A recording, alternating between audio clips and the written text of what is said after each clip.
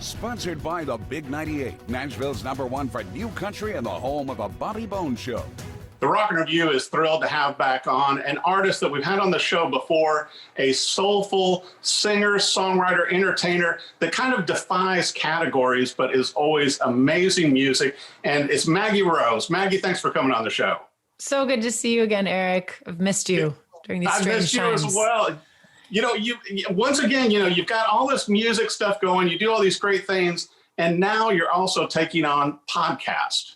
Yes. I'm trying to take a cue from you, and it's also just been a great way to stay connected during this time. And I have a great partner with Osiris Media, but normally I'd see people on the road, and in the absence of touring, I felt isolated myself, and I imagine that my peers and other artists who've influenced me feel the same. So I just started reaching out to people, and this is a way to amplify the voices of artists that I want other people to know about, then also celebrate icons in the industry who led a lot of us to this career. Well, I think you've done such a great job with it. And obviously, Maggie, gotten a lot of critical acclaim, and salute the Songbird. One of my favorite things about it, too, that you have done so well is you've curated a list of particularly female artists that sometimes do not get the attention they deserve. And you're doing this next week at City Winery on April 28th. And you've got some pretty amazing guests coming on your show. Really amazing guests. And it's a reunion of sorts from my season 1 of Salute the Songbird. We have Elizabeth Cook, Gillette Johnson, who just released a stellar album, Kaylee Short, Nicole Atkins, Nikki Bloom. And it's just wild that we can even plan an event like this after so much time of doing things remotely. Having a socially distanced audience is pretty spectacular too, but it will get a status update from our Songbirds of season 1. And I also feel like there's some catharsis to the fact that I'm able to physically bring these people together and introduce some of them to each other and further introduce them to an audience. It's been a privilege and really fun work that has been important to me. Well, and once again, you give voice to so many artists. And what I appreciate about you, Maggie, is that, when you're out on tour with Kelly Clarkson, with Joan Jett, with Heart and everything, but then also you're helping other, artists, particularly female artists who are coming up through the ranks like you did, and you're kind of raising them up with you. Well, absolutely, because that's what was done for me by so many artists when I was starting out. And I think, I want to be a mentor of sorts, but I'm also still very much learning. And I think that this podcast has proven that, because we are all females in the industry. And I try and end each episode with a focus on what the benefits of being a female in the industry are. And everyone has a different take on it. And it's made me a better musician and more empathic. And the research part has been awesome, because I'm just listening to incredible music, and some of my guests have really well-written memoirs that they've put together. So it's been a nice time to just consume really great art and be in the conversation, but then not be the subject of the conversation. So lifting each other up is all there is. And I've certainly benefited from it. So if I can extend that to other people, then I'm going to do that. It seemed like it was kind of a logical evolution to me from your Tomato Tuesdays, which kind of came out of Saladgate and everything, which, as we all know from the radio DJ that made that ridiculous comment. But also I think the positive that came out of that was that it motivated artists such as yourself to go, hey, wait a minute, you're wrong. Absolutely. And I think there used to be, in the same time as that comment was being made, another suggestion that the reason women weren't getting the representation on the airwaves was because there was a lack of good material. And that has been debunked many, many times. I think the consumer has also debunked that, because they can have access to really great artists who might not be on mainstream country radio in particular, in that example. But we're sitting on a gold mine of talent in Nashville, in all areas of this industry.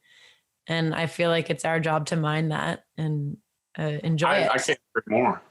You know, and speaking of which, I've got to bring up, you've got a new album coming out later this August, and you know, Have a Seat, and what also a poignant name to the album, and I love the cover and everything, to where, you know, and once again, I like the message behind this, Maggie, to where you're saying deserving a seat at the table, and that's really a deep statement.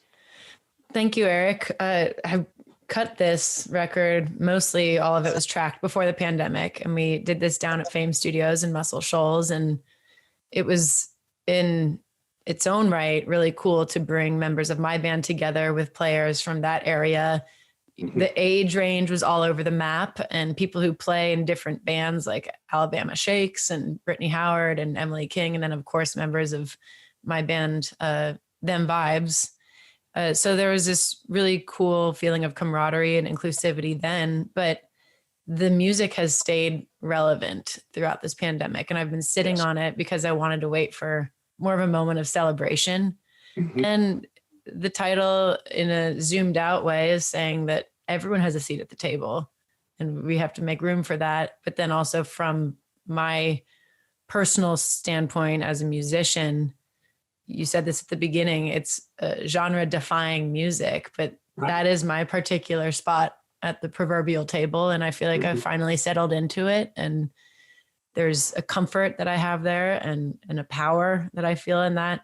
But you also don't want to sit at a table by yourself. So it's about the collaboration aspect and listening to one another and gathering together to have a better understanding of who we're with. Well, and I've got to state this too, Maggie, to where the two tracks that are already out, Do It and What Are We Fighting For, that also have incredible music videos, are just powerful songs. And I mean, you know, to work with that team in Muscle Shoals and with Ben Tanner and everything, it's like the music is just incredible. And you're going to be dropping, I guess, you know, more tracks leading up to August, correct? Yes, correct. And we have one song that we are going to be releasing to radio. So even the two that we've released thus far are just samples of what's to come. But we have one music video out for What Are We Fighting For that we've released, but that's part of a trilogy.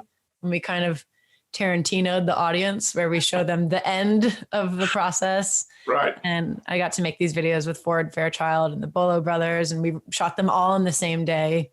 Wow. And there are some clones involved and of myself, and we got a little weird with it. I haven't been able to do a conceptual video to accompany my music in a while, because with Change the Whole Thing, the focus was on the recording process of us all being in the tracking room together and recording it, capturing it live.